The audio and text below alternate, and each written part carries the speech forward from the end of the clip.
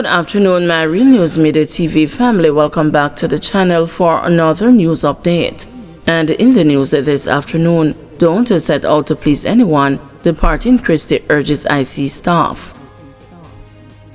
With just over a month remaining before his contract expires, Greg Christie, the executive director of the Integrity Commission, has urged his colleagues to remain steadfast and impartial in their ongoing fight against the corruption in Jamaica.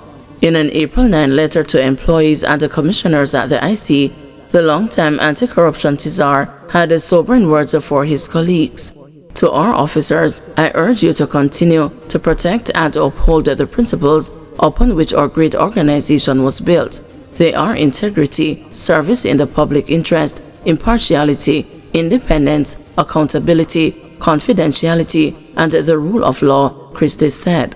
The letter, a copy of which the news saw, encouraged the staff at the institution to remember their compass and the oath of office and to always do what is right. Do not set out to be popular or to do that which is expedient or to please or to appease anyone.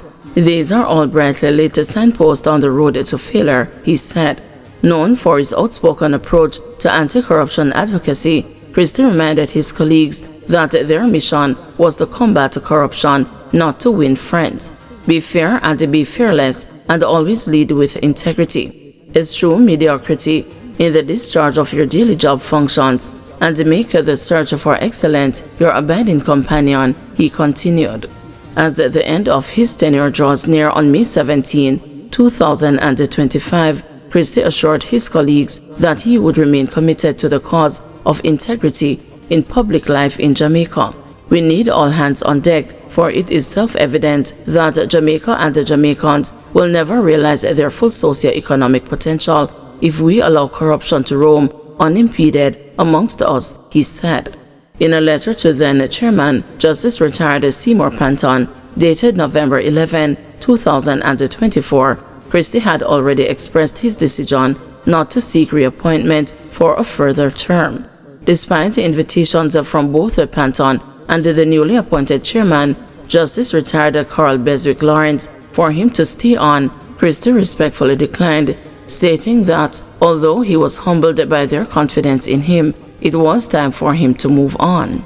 Christie said it was an honor to have participated in the leadership of such a pivotal institution in its early years and to have helped to lay the foundation for what it is today, a modern, independent, national anti-corruption body that right-thinking Jamaicans can trust and be proud of. Like many other new and impactful anti-corruption institutions, our journey has not been without its challenges, but together we have built something strong, credible, and enduring, he added. Noting that the IC will have its imperfections and deficits, the experienced anti-corruption campaigner said once these are identified, it is the responsibility of the Commission and its leadership to conduct a root cause analysis and bring to bear the required corrective action. Red Ground St. Catherine residents protest the lack of water. Scores of angry residents from Red Ground in Old Harbour St. Catherine took to the streets on Thursday afternoon to protest what they describe as decades of neglect and an ongoing water crisis that has plagued them for over 23 years.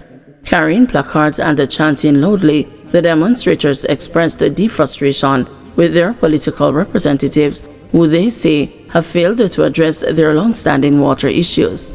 Residents claim that despite numerous complaints and pleas over the years, their calls have fallen on deaf ears.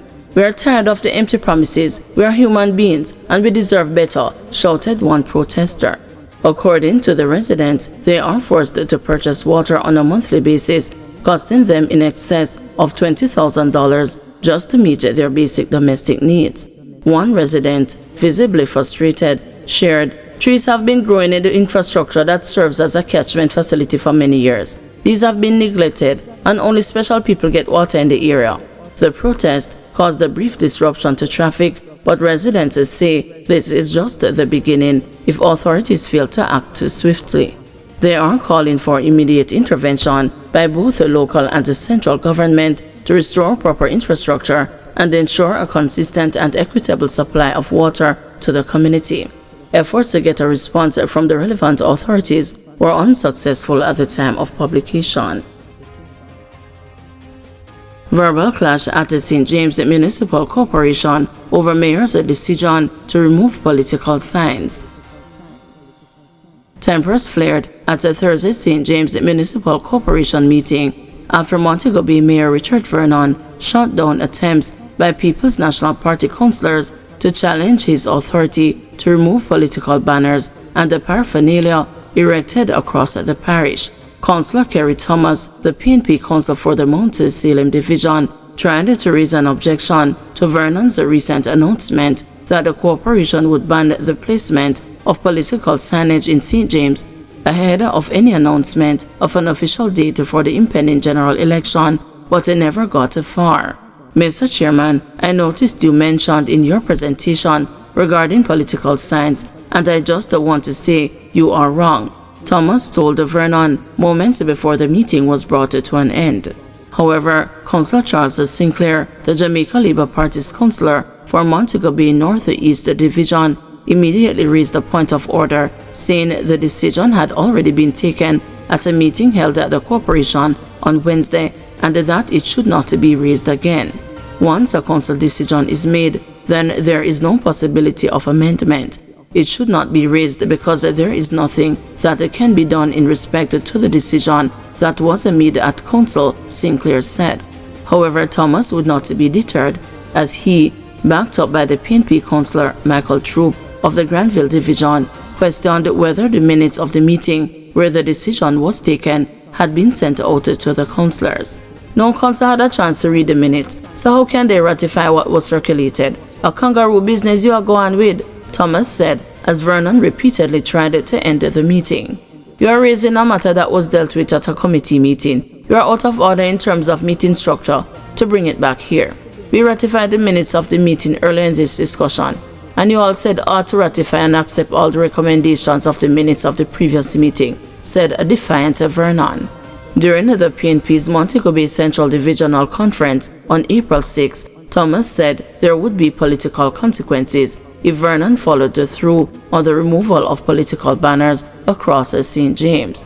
PNP General Secretary Dr. Dayton Campbell has also urged Vernon to cease and desist from destroying PNP advertising boards that were mounted in St. James, citing provisions in the town and the country planning control of advertising regulations, wherein advertising relating specifically to an independent parliamentary or local election may be undertaken without the express consent of the municipal authority. Campbell said the PNP has contacted the Electoral Commission of Jamaica in its capacity as the political ombudsman for a ruling on the matter. Guys, thank you for watching. See you this evening at 6 p.m. for another news update.